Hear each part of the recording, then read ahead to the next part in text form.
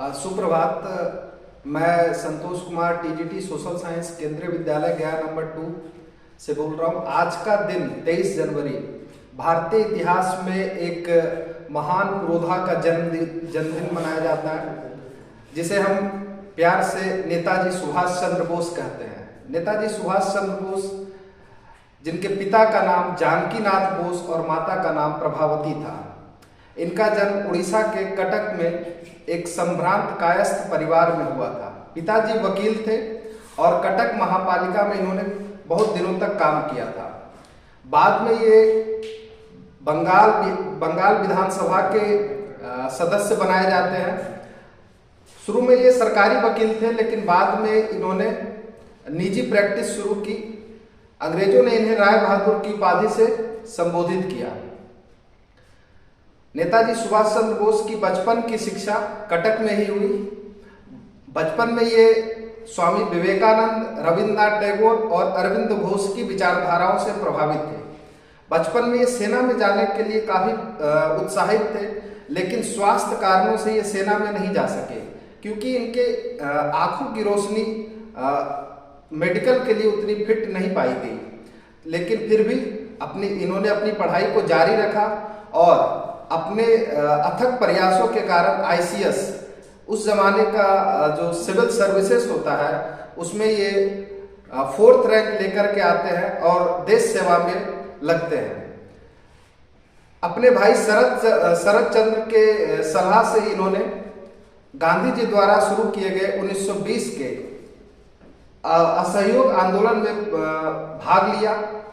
गांधी की सलाह पे गांधी जी ने इन्हें सलाह दिया था कि आप बंगाल जाएं और बंगाल में चित्तरंजन दास के नेतृत्व में इस आंदोलन में भाग लें। चित्तरंजन दास को सुभाष चंद्र बोस का राजनीतिक गुरु कहा जाता है। सुभाष चंद्र बोस और चित्तरंजन दास, इन दोनों ने गांधी जी के चौरी चौरा की घटना के बाद असहयोग आंदोलन के वापस लेने के निर्णय को गलत बताया और जनवरी 1923 ईस्वी में जब चित्तरंजन दास ने कांग्रेस के अंदर रहते हुए एक अलग पार्टी, स्वराज पार्टी का गठन किया, तो सुभाष चंद्र बोस भी उनके साथ हो लिए। चित्तरंजन दास का ऐसा मानना था कि हमें अपनी आजादी की लड़ाई सिर्फ सड़क पे ही नहीं बल्कि संसद के अंदर भी लड़नी चाहिए। इसीलिए उन्होंने 1923 के चुनावों में स्वराज पार्टी को शामिल किया और बहुत सारे देश के अंदर ऐसी जगह थे जहां पे उनकी पार्टी को सफलता नहीं मिली। खुद चित्तरंजन दास 1923 में कोलकाता महानगर पालिका के चेयरमैन बनाए गए और उन्होंने अपने कार्यकारी सदस्य के रूप में सुभाष चंद्र बोस को भी शामिल किया। उस जमाने में सुभाष की सबसे बड़ी उपलब्धि ये थी कि सुभाष चंद्र बोस ने कलकत्ता में जितनी गलियां थी, सभी गलियों के नामकरण जो अंग्रेजों के नाम से हुए थे, उनको उन्होंने भारतीयों के नाम पे रखना शुरू किया। और दूसरा महत्वपूर्ण निर्णय यह था कि उस जमाने में जो स्वतंत्रता आंदोलन में शहीद हुए लोग थे, उनके परिवारजनों को कोलकाता महानगर पालिका में कोई न कोई नौकरी देने का काम किया। 1925 में चित्तरंजन दास की मृत्यु हो जाती है। चित्तरंजन दास की मृत्यु सुभाष के लिए एक गहरा आघात था। उसके पश्चात सुभाष चंद्र बोस की तबीयत खराब हो गई, लेकिन सन 1928 ईस्वी में जब साइमन कमीशन भारत आया और उसका पूरे देश में विरोध हो रहा था, तो उस विरोध में बंगाल में उसका नेतृत्व सुभाष चंद्र बोस कर रहे थे। सुभाष ने साइमन गो बैक के नारे बंगाल में लगाए और साइमन कमीशन के पश्चात 1928 में जब साइमन कमीशन का विरोध पूरे देश में हो रहा था, उस समय बंगाल में इसका नेतृत्व एक युवा नेता सुभाष चंद्र बोस ने किया। सुभाष चंद्र बोस ने भी साइमन गो बैक के नारे लगाए और बाद में जब अंग्रेजों ने भारतीयों के सामने एक चैलेंज रखा कि क्या भारत के लोगों के लिए एक संविधान बना सकते हैं, तो कांग्रेस और उनकी पार्टी के लोगों ने एक रिपोर्ट तैयार की जिसे नेहरू रिपोर्ट कहा जाता है और इसके अध्यक्ष मोतीलाल नेहरू बनाए गए। सुभाष चंद्र बोस भी नेहरू रिपोर्ट के एक सदस्य के रूप में इसमें शामिल हुए थे। 1928 में गांधी जी जिनकी मांग थी अंग्रेजों से कि वे डोमिनियन स्टेटस चाहते थे, लेकिन कुछ युवा नेता जिसमें जवाहरलाल नेहरू और सुभाष चंद्र बोस, इनका ऐसा मानना था कि भारत को पूर्ण स्वराज की मांग करनी चाहिए। लेकिन अंततः इन लोगों ने गांधी जी की मांग को स्वीकार किया और अंग्रेजों के सामने 1 वर्ष का समय दिया। जब अंग्रेजों ने गांधी जी की डोमिनियन स्टेटस की मांग को नकार दिया तो 1929 में कांग्रेस का अधिवेशन लाहौर में हो रहा था और इसकी अध्यक्षता पंडित जवाहरलाल नेहरू कर रहे थे।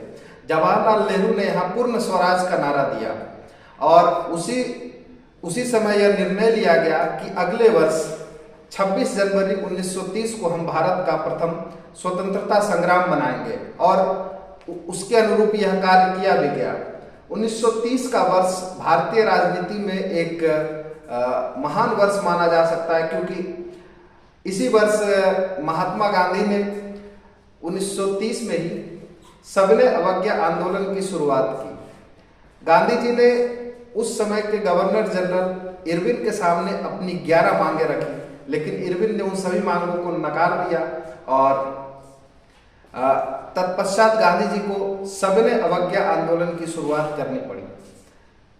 उस आंदोलन में सुभाष चंद्र बोस बंगाल में सक्रिय थे, लेकिन अंग्रेजों ने सुभाष चंद्र बोस को पकड़ करके बर्मा के मांडले जेल भेज दिया। मांडले जेल में उनकी तबीयत खराब रहने लगी और अंग्रेजों ने सशर्त उन्हें यूरोप जाने का न्योता दिया, लेकिन सुभाष इसके लिए तैयार नहीं थे। परिस्थिति बस उन्हें यूरोप जाना पड़ा। यूरोप जाने के पश्चात मतलब 1930 से लेकर 37 तक का जो टाइम पीरियड है, ये सुभाष के जीवन का सबसे कठिन दौर है, जब वो जीवन और मृत्यु सैया के बीच है। मतलब उनकी तबीयत इतनी ज़्यादा खराब हो गई थी, उन्हें तपेदिक जैसी बीमारी हो गई थी, लेकिन बाद में वो इससे वापस उभर करके आते हैं और 1938 में सुभाष चंद्र बोस को इंडियन नेशनल कांग्रेस का अध्यक्ष बनाया गया। 1938 का अधिवेशन कांग्रेस का 51वां अधिवेशन था। इस अधिवेशन में सुभाष चंद्र बोस को 51 बैलों के एक रथ के द्वारा अध्यक्ष पद के लिए लाया जा रहा था और इस अधिवेशन में सुभाष का सबसे महत्वपूर्ण काम यह था कि सुभाष ने योजना आयोग का गठन किया और इसके प्रथम अध्यक्ष पंडित जवाहरलाल नेहरू बनाए गए। उस समय गांधी और सुभाष की विचारधाराएं एक जैसी थी, लेकिन वैश्विक पटल पे कुछ ऐसी परिस्थितियां उत्पन्न हो रही थी कि सुभाष और गांधी जी की विचारधारा एक दूसरे से अलग होने लगी। हम अक्सर ये ऐसा समाज में सुनते हैं कि गांधी और सुभाष दोनों 2 ध्रुव थे। ये हो सकता है 2 ध्रुव हो सकते हैं, लेकिन दोनों के लक्ष्य एक थे। दोनों देश की आज़ादी के लिए लड़ रहे थे। 1939 में भारतीय इतिहास में बहुत दिनों के बाद ऐसा हुआ कि अध्यक्ष पद के लिए चुनाव हुए और सुभाष चंद्र बोस ने महात्मा गांधी समर्थित उम्मीदवार पट्टाभी सीतारामैया को 203 मतों से हरा दिया, लेकिन कांग्रेस कार्य समिति के विरोध के कारण सुभाष चंद्र बोस को कांग्रेस के अध्यक्ष पद से इस्तीफा देना पड़ा और 1939 में कांग्रेस के अंदर रहते हुए सुभाष चंद्र बोस ने एक नई संस्था बनाई जिसका नाम था all India forward block. All India forward block का उद्देश्य यह था कि सुभाष चाहते थे अपने दुश्मन की कमजोरी का फायदा उठाया जाए। उस समय अंग्रेज वैश्विक पटल पे द्वितीय विश्व युद्ध में फंसे हुए थे और सुभाष चंद्र बोस उसका फायदा उठाना चाहते थे और भारतीय जनता को जागरूक कर अंग्रेजों के खिलाफ स्वतंत्रता आंदोलन में अधिक से अधिक भागीदारी चाहते थे।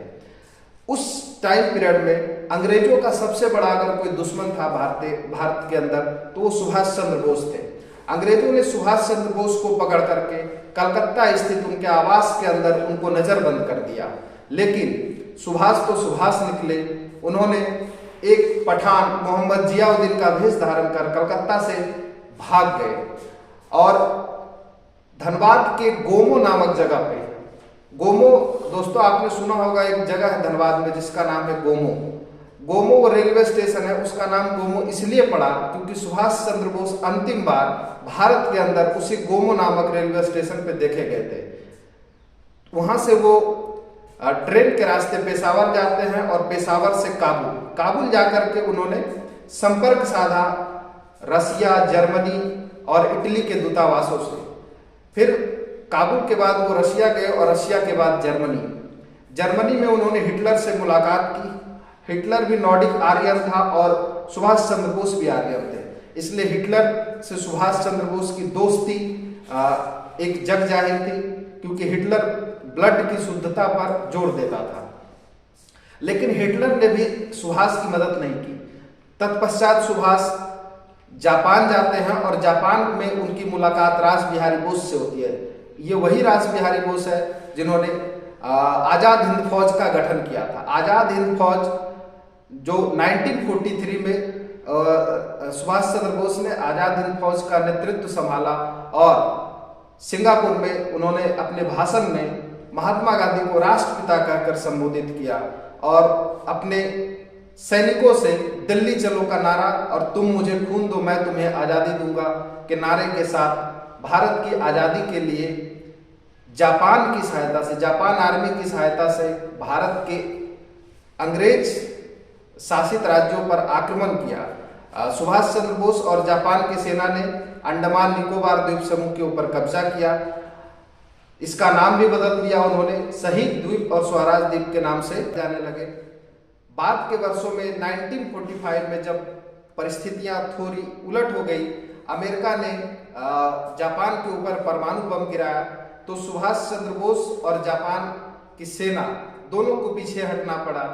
सुभाष चंद्र बोस को अंतिम बार ऐसा कहा जाता है कि ताइवान के अंदर जो एयरपोर्ट है वहीं से उनकी उड़ान अंतिम बार देखी गई है। फिर उसके बाद सुभाष चंद्र बोस के बारे में किसी को कोई स्पष्ट जानकारी नहीं है। इतिहासकारों के बीच ये मतभेद है, कुछ लोग कहते हैं कि वो जिंदा थे, कुछ लोग कहते हैं कि उनकी मृत्यु हो गई।